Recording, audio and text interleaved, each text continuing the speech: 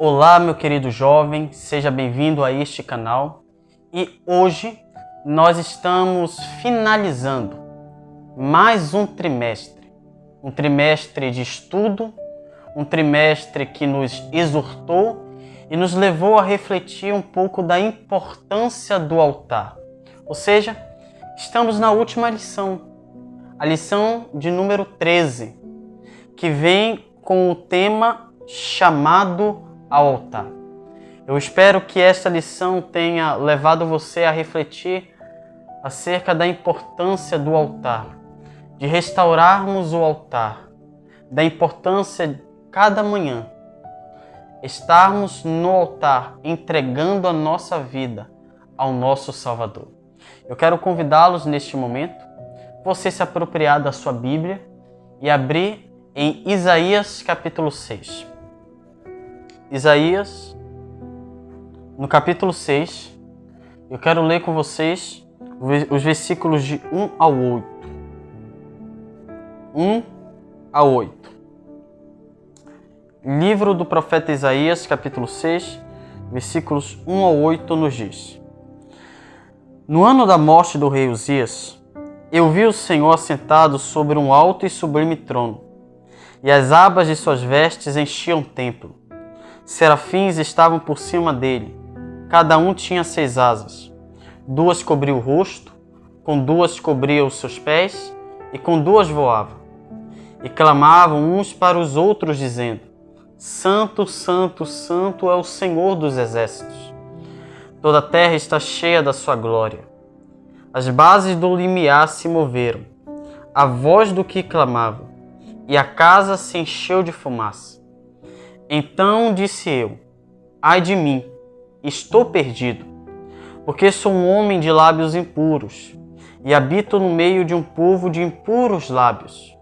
E os meus olhos viram o Rei, o Senhor dos exércitos. Então um dos serafins voou para mim, trazendo na mão uma brasa viva, que tirara do altar com uma tenaz. Com a brasa tocou a minha boca e disse: Eis que ela tocou os teus lábios. A tua iniquidade foi tirada, e perdoado o teu pecado. Versículo de número 8. Depois disto, ouvi a voz do Senhor que dizia: A quem enviarei? E quem há de ir por nós? Disse eu: Eis-me aqui, envia-me a mim.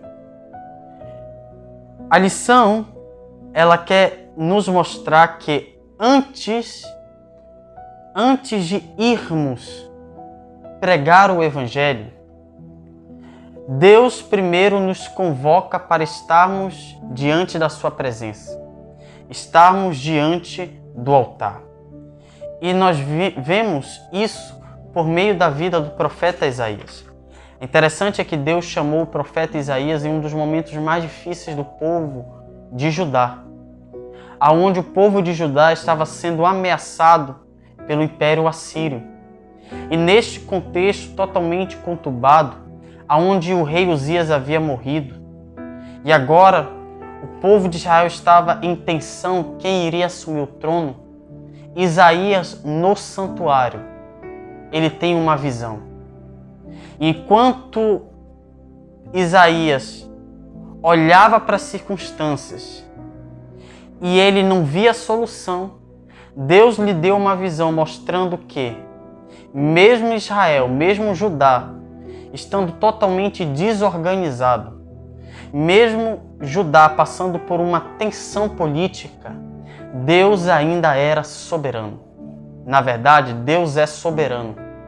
Ele não perdeu o controle da história.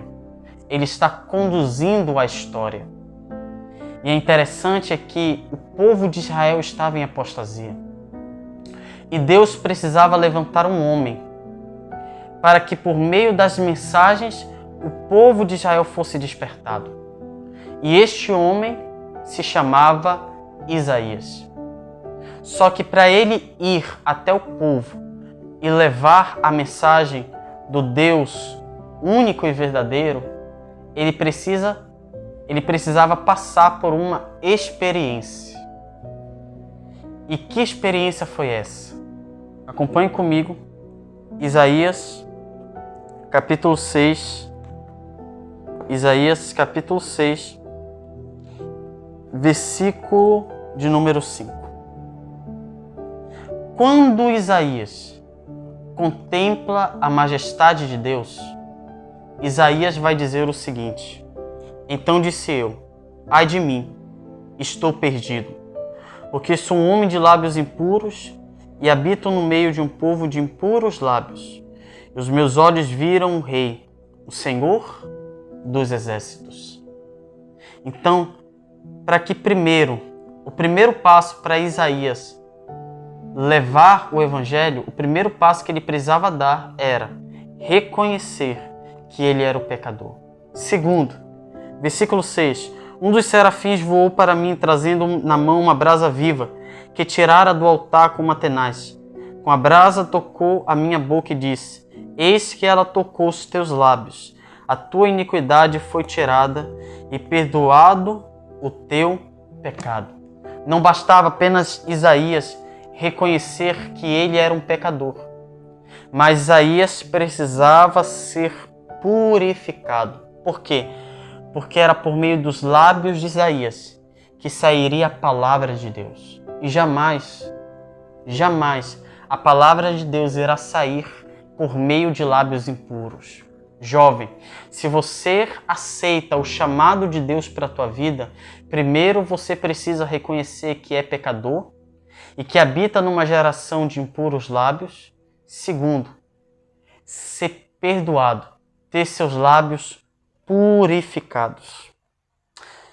E é interessante é que após esse processo, Deus agora vai chamá-lo.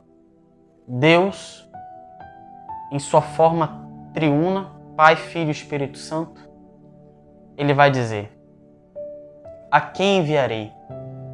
Quem irá por nós? Então o profeta Isaías, depois de ter passado por essa experiência, ele vai dizer: eis-me aqui, Senhor, envia-me a mim. E jamais seremos chamados para a pregação do Evangelho sem antes estarmos envolvidos na adoração, seja no secreto, ou seja na adoração pública, ou seja na igreja. Se não formos adoradores, seja no secreto, ou seja de uma forma pública, jamais Deus vai nos chamar. É interessante é que Deus chamou Isaías levar uma mensagem a um povo que, note bem, um povo que não ouviria a mensagem, um povo que iria endurecer seu coração, um povo que iria tornar-se surdo para a mensagem. Mesmo assim, Deus o chama. Por quê? Porque Isaías precisava fazer a sua parte. E aí o povo queria decidir. E hoje, da mesma forma, somos convocados para carregarmos em nossa vida a presença de Deus e levar esta presença a outras pessoas. A lição diz: quando nos encontramos diariamente com Deus, em nossos altares devocionais, onde quer que estejam, Ele fará coisas poderosas em nós e por meio de nós. Só poderemos levar o Evangelho se tivermos contato diário com Deus Todo-Poderoso. Ellen White vai dizer: o Salvador do mundo escolheu seus discípulos dentre os humildes pescadores, e assim o fundamento da igreja cristã foi estabelecido por essas pessoas humildes que se ligaram a Jesus Cristo. O Evangelho só será proclamado a todo mundo, a toda a nossa geração, se nós estivermos ligados a Cristo.